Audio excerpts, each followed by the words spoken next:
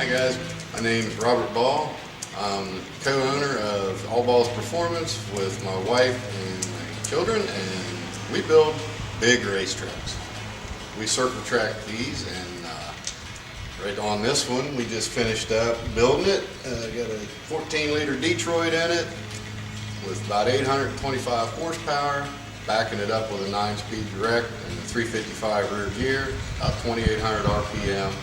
So she ought to really get down the track, we're hoping, circle tracks. And today we got to install our FASS fuel system. We're going to run a 260 titanium on it so that we make sure our injectors don't die out on us. And, we don't want to replace those pricey babies. Y'all stick around and we'll show you how we do it. So on these lines, when you cut them and you have to splice in your return lines and such, you have to put these fittings on if you're not going to have somebody do it for you. But let me caution you, you have different size fittings. Even though this says number 8, you have an A1 and an A2, and then you have stainless. And all the fittings are different, so you want to make sure if you're doing it yourself, you get the right fittings. Now, one thing that really messes with people is this ferrule. Now when you put it on, everybody's righty-tighty. Not on this. This goes on left-handed. And you want to get it down in until it bottoms out. Get all the way in here. Then you want to back it off about 1/4 to 1/2 a turn. Now you take your elbow or your straight, whichever. And the straight are a little different. On some of them you have to put a fitting in there to hold them tight so that it will thread down in. Others you don't have to worry about it.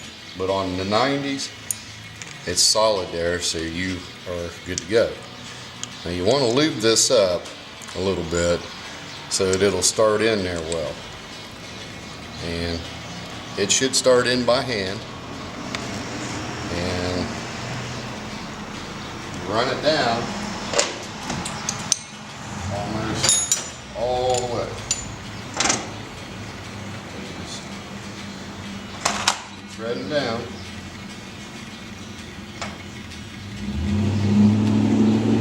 I like to keep just a little bit of gap in there so that if I have to rotate this to make it fit, then I still have room to go. But you do want it just about as close as you can get it. So right there, fittings installed, and we can install this line once we get our system. So we've already installed our bracket, and it's going to be a different location on the race truck because naturally it's a whole different atmosphere than what your on-highway truck's going to be. Most of y'all is going to mount it up closer to the engine, down on your frame rail. The holes here make it real nice to mount. It's relatively easy. You get a pattern in with the instructions for the bolt pattern. What I like to do also is I get my first hole drilled, and then I'll bolt through it and snug it up, and I'll make sure that my lines for my other holes are going to be correct before I drill it, because there's nothing worse than having this bolt here and this one's just ever so slightly off, and now you can't get all 4 bolts in. So you want to be cautious of that. Now you want to take the gasket or anti-vibration piece and make sure when you put it on that you mount it in there correctly, and then you torque your bolts up. Okay guys, so normally you would have the filters off and your unit would already be attached to the bracket, and then you're going to mount it to your frame rail. We're kind of backwards because we're mounted in a different location. So I'm going to go ahead and install this onto our bracket using our 3/4 inch bolts and your spacers. One thing you want to do is not get excited and tighten that first one up before you get all three of them in. So if you do, sure as shoot, one of them won't be lined up. All started in. Crack it.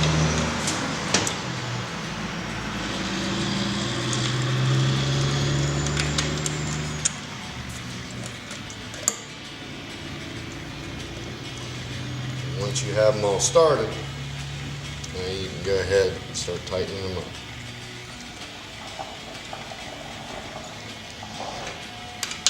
Sometimes for vibration reasons, you may want to use a little bit of removable Loctite. Basically, that will keep the bolt from vibrating out. You don't want to over tighten these. You'll notice I'm using a 1/4 inch ratchet. I'm not using a 1/2 inch ratchet. Really raunchy on it, because these bolts are only 16 to 18 foot-pounds. You start getting above that, and you will break them. Trust me, trying to take that out of an aluminum block is not fun. So, get them in there, get them tight, there you have it. What we've got to do now is pull this line up and attach it to our fuel pump. Now, on this, we're using a number 8 to a number 10 adapter, because I want as much fuel up as close to this fuel pump as I can get. So, now that we've got everything pulled through, we're going to go ahead and hook this side up first. Get it all snug by hand. Definitely do not try, if it starts tight right out of the gate, stop. Don't grab the wrench. Make sure you can thread that on until that line is right up against it by hand. If you can't, then you've got a problem. You want to stop, check for burrs on your fittings, check for burrs on the couples. Once you got her there, time to grab the wrench and tighten it up. Now, one thing I want to tell everybody, this isn't the only wrench you want to use. You also want to use a backing wrench so that you don't turn this and end up breaking the fitting off. So always err caution there. Now we're ready to tighten it up. We've got our backing wrench, as you can see on this front fitting. We want to keep it from rotating there. And a lot of these are very tight, and again the frame rail. So you just got to have a little patience. And once again, no cheater bars or anything required. Get her up there, get her snug, give her a little bump, you should be good to go.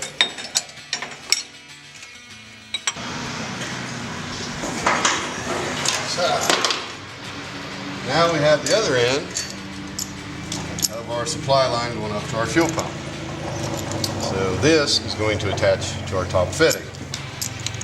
Once again, we're going to get it started. And I'm going to make sure that it's fairly snug right there before I ever go any further. Then I'm going to find my correct backing wrench.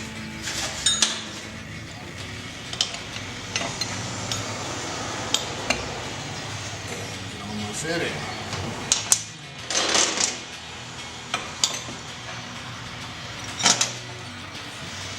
And once we have that, we're going to do the same thing we did on the front. Once we get past our wires.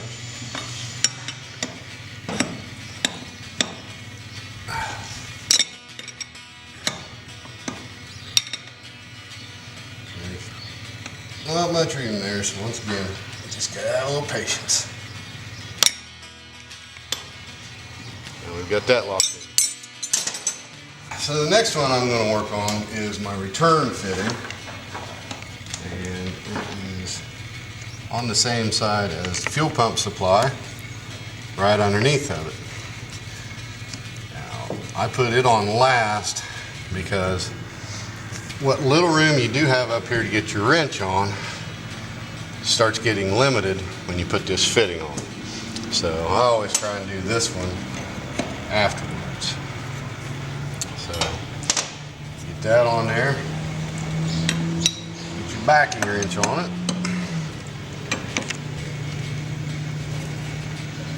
And this is where this fitting will sometimes rotate on you, and it will make a difference with you, so it can get a little testy.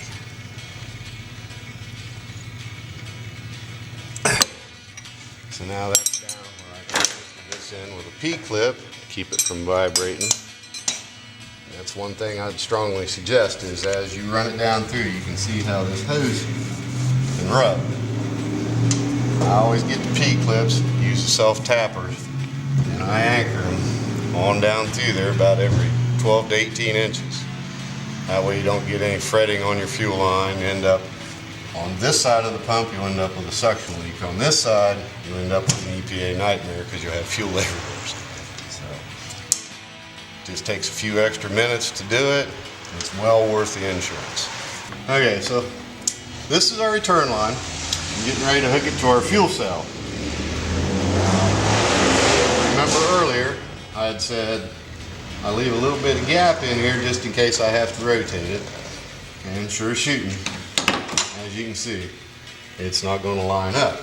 A lot of guys will fight this thing and they'll twist it. Now your line's too short. I don't do that. I just do it with the fitting. So we put our wrench back on it. We got that extra space in there. Rotate it around.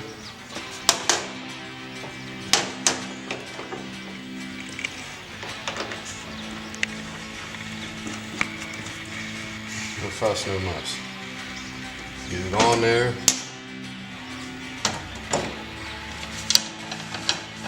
Backing wrench on it. Straight down, and we're done with our return line. Now, most road tractors have twin tanks. On a twin tank, you always want to find out which one is your longest hose you're going to need. And make two of them exactly the same length to put into your T. You don't want one shorter than the other. You always want them balanced, equal length. That's on your return side here. Where I've got a single, a lot of these will have a dual going to a T. So you want to make sure those lines are equal length. That's very important. So now we're going to make our final connection from our fuel tank up to our FASS system. I've got 190 on this and one straight, so to make life easier, I'm going to position my 90 first. And you just can't do an install without having your crescent wrench. It just doesn't work. So, go ahead and snug that up. Move on up here. Attach our front. And once again, always want to run them in by hand. Only time you use a wrench is basically just to get it snug.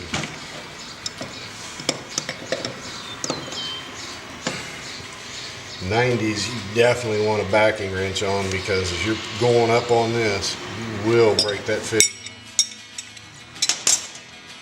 And those are no fun at all to get out. So now we've got all of our plumbing done. Now we can move on to our electrical. This is our final step. We've already done all of our wiring inside the dash. We've got our feed coming from the ignition over to our solenoid, and the solenoid's wired to our hot side in the fuse box, and we have our fuses all set up. Now all we have to do is pull our wires out, get them cut to length, get them attached to the pump. Now the pump does come with a quick connect.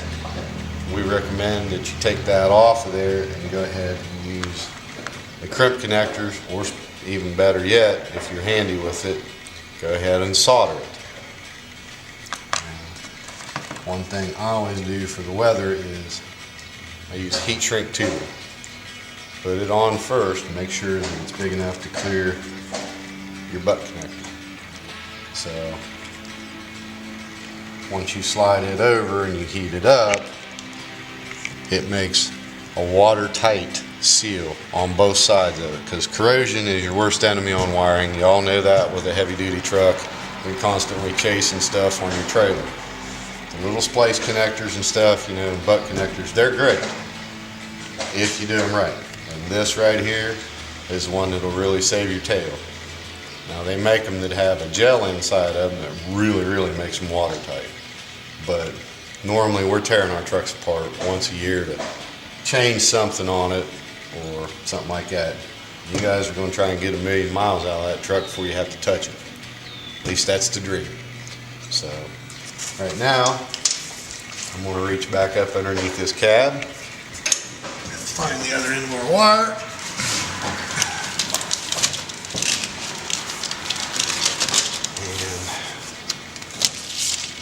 And now that I have it, I'm going to lay it out so that I can trace back up through. Now what I'm going to do is I'm going to leave enough of this so that I can cover the entire piece. So I'll bring my wires out of there. And just a razor blade knife. I'll cut that off. Now, I can measure out where I want these to be. And I'll cut those off to length.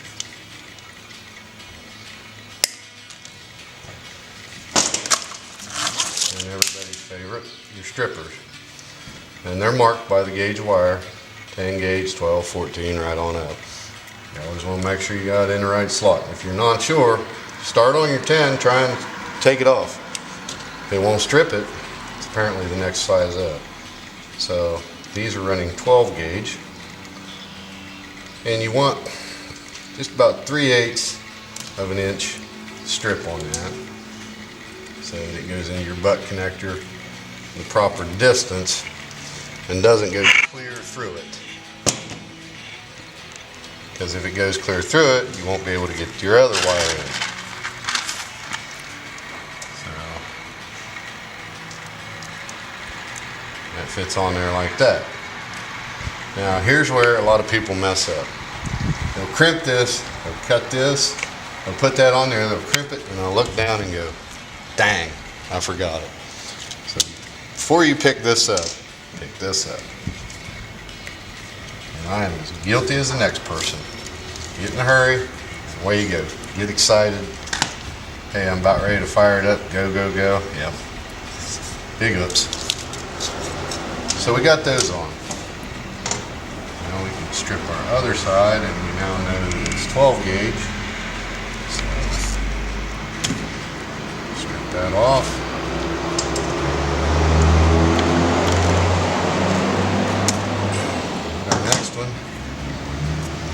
And you'll get hangers and flyers. I always like to twist mine. It also makes for a better connection.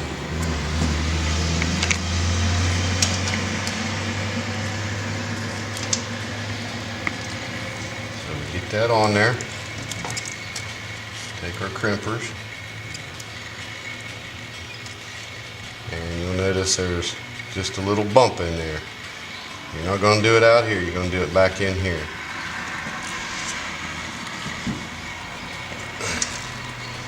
Get a good tight connection on that. Go ahead and do our other one. It's about the same spot.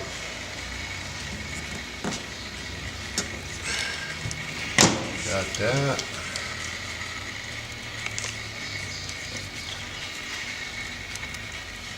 Up to your pump.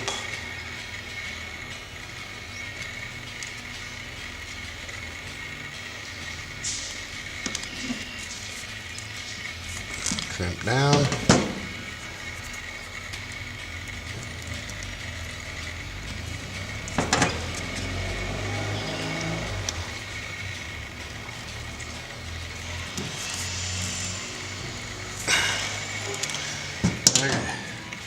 Give it a little tug, make sure you got good hold on your wires. and we should be all set there. Now before I heat shrink them, I'm going to make sure everything works. So turn our batteries on.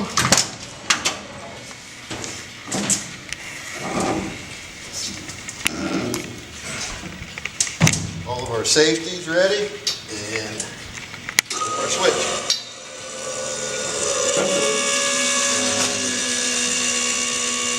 Our pump's running and you can hear it pick up. Now it's pressurizing. What I like to do is check my fittings, look them over. Don't have anything leaking. Don't forget about the pump on the engine. Come up there. We're all dry. So, that's how we install the FASS system. One of the benefits you also get with it, you run out of fuel, you hit that switch, it's going to send fuel right to the engine. And now, let's see if we can fire it.